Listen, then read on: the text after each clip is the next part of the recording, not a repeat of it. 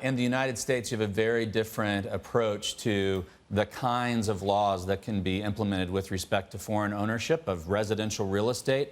And put very simply, there are absolutely no barriers in the United States to foreign ownership of residential real estate. It's very dissimilar from a lot of the kinds of markets that you've seen in the Pacific Rim. I think if you were to refer to a comparator, Australia would be a good example of a country that has implemented significant restrictions on foreign ownership. That's simply not the case in the United States. And that's one of the reasons why foreign buyers typically look to the United States as a long-term, secure, and stable real estate investment at the consumer level. There's a whole other story with respect to what is happening institutionally in the region.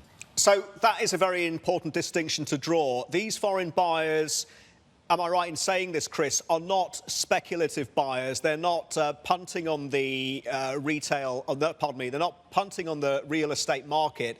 They are actually buying those houses to live in or for their children to live in. Is that what's going on here? You've really hit the nail on the head, Shri, with respect to the change in consumer behavior. I think it's fair to say that for the last several years, the consuming behavior coming from not only mainland China, but the region in general, looking at U.S. residential real estate, has been a fair mixture of seeking yield on the one hand and self-use on the other hand, the kinds of situations you just described. Today, you're seeing a move away from yield and at the consumer behavioral level, a desire for stability and security. Okay.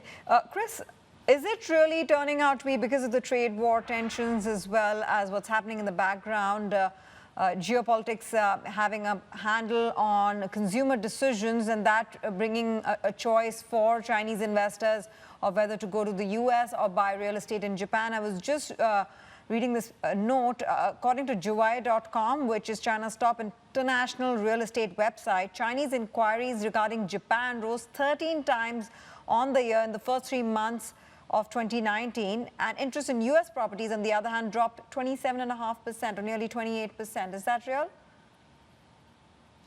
You know, I don't know, I can't comment on the Juwai figures, but it's definitely true that you have many more Chinese buyers looking at Japan as a second home market for mainland China. And that's been the case, and the case has been building now with respect to that kind of consuming choice for a few years. With respect to the U.S., it's difficult to quantify the data in a real-time way. I think it's safe to say, and many of our competitors have commented on this publicly, that in California, we have seen in the United States a decline in Chinese buyers at the higher-priced home level. But I know through my experience and work in the marketplace that we're also seeing significant Chinese interest in states like Florida and Texas, up the eastern seaboard, and in non-California markets. We believe that that Chinese interest is still there in the California market, and that you will see, with the injection of stability into this discussion about U.S.-China trade,